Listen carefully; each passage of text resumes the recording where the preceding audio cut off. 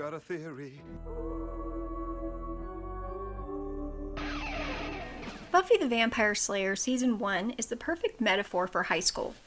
The show is set at Sunnydale High School in California, and Buffy and her group of friends, known throughout the series as the Scoobies, must literally fight demons in each episode. They must still do their homework and try to have a social life. Much like my high school, where we fought bullies, still had to do our homework and tried to have a social life. Basically, the demons represent the everyday issues that teenagers must deal with while trying to learn and grow up all at the same time. It is the most accurate metaphor of high school I've seen, and maybe that's why I love this show so much. As you watch Buffy, keep this metaphor in mind. It will help with some of the rough episodes in Season 1. Also, just a warning, there will be some spoilers in this video. The TV show starts with Buffy, the Vampire Slayer, and her newly divorced mom moving to Sunnydale, California, and Buffy's first day as a sophomore at Sunnydale High School. In the first episode, Buffy meets her core gang. These are the Scoobies. Willow Rosenberg is played by Allison Hannigan. She's a sweet girl that has obviously been bullied due to her love of school. She is a loyal friend, and most of my favorite scenes have her in them. Screaming with the sticks. I'm gonna kill you. I'm gonna kill you. I swear. Who? Buffy. The new girl? What's your deal? Well, she's crazed. Did you hear about her old school? Booted. Well, I exhibit no surprise. Why was she kicked out? Because she's a psycho loony. No, she's not. What? She's not a psycho. You don't even know her. Excuse me? Who gave you permission to exist? Do I horn in on your private discussions? No. Why? Because you're boring. Okay, I think the program's done. Finally, the nightmare ends. Okay, so how do we save it? Deliver. Deliver? Where's that? Oh.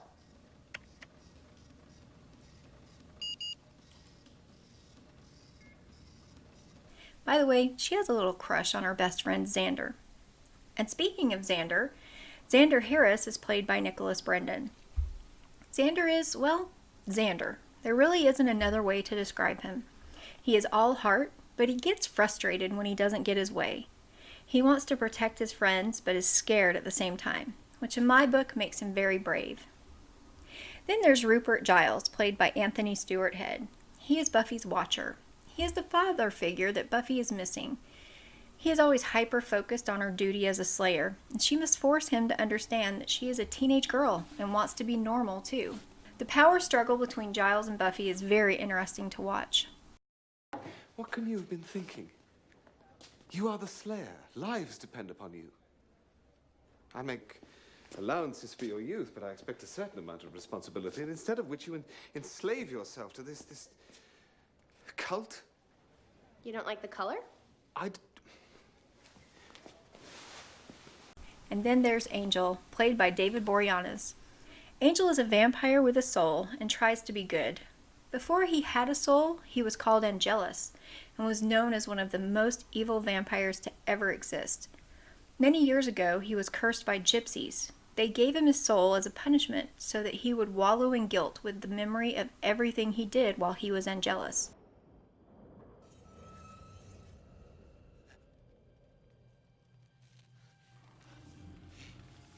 It hurts, yes. Good. It will hurt more. Where am I? You don't remember. Everything you've done for 100 years. In a moment you will. The face of everyone you killed. Our daughter's face. They will haunt you. And you will know what true suffering is. Killed? I don't... No.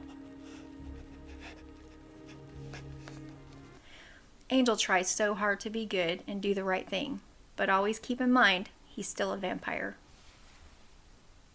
The first 2 episodes of Buffy were originally shown as one 2-hour TV movie and aired March 10th, 1997.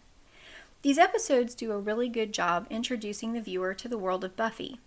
We meet the whole Scooby Gang, the mean girls, and the main demons that Buffy must go up against over the entire season.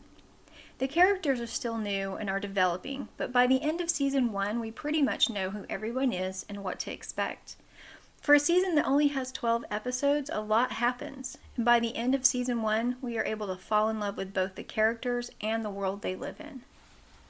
The very first person we meet in the TV world of Buffy is Darla. Darla is not someone you want to forget. She is the vampire that sired Angelus, and the flashbacks of her and Angelus are always entertaining, and you will find them throughout Buffy and the spin-off TV show Angel. The first season of Buffy has one main overarching storyline that involves the Master. He is an ancient vampire played by Mark Metcalf. The Master has been stuck under Sunnydale for 60 years and has his minions working to release him from this prison. This storyline will come in and out of the episodes all season, but will have a resolution by episode 12. The great thing about Joss's writing is that while there is usually one main bad guy, there are so many standalone episodes in each season. For example, in season 1, Buffy fights a witch in episode 3, a pack of hyenas in episode 6, and an internet demon in episode 8, just to name a few. There are also several standout episodes in season 1, which I will go into in my next video in more detail, but I do want to mention a few. In episode 3, titled The Witch, it brings Amy into our world. Amy will be in and out of the series until season 6. Amy is the daughter of a witch, and she has powers of her own. In episode 6, titled The Pack, it's a really cool metaphor about how bullying can become contagious and literally eat up the school. This episode sees the death of Sunnydale High's Principal Flutie, which carves the way for a new character, Principal Snyder, played by Armin Shimmerman. In episode 7, titled Angel, this is where we learn more about the mysterious character Angel. This provides the way for an iconic, yet extremely doomed romance. In episode 10, titled Nightmares, everyone's nightmare becomes reality. Some of my favorite dialogue from the season is in this episode. Buffy finds herself turned into a vampire, and Xander is haunted by a clown from his childhood, just to name a couple.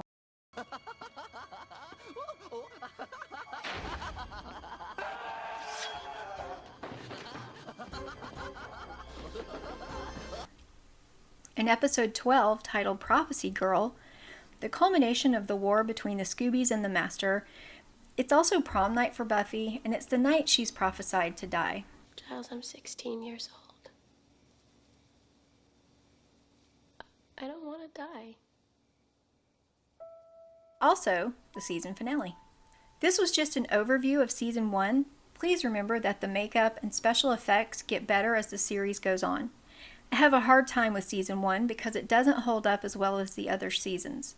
But it's worth the watch, so join me on my next video for a more in-depth discussion on each of the episodes.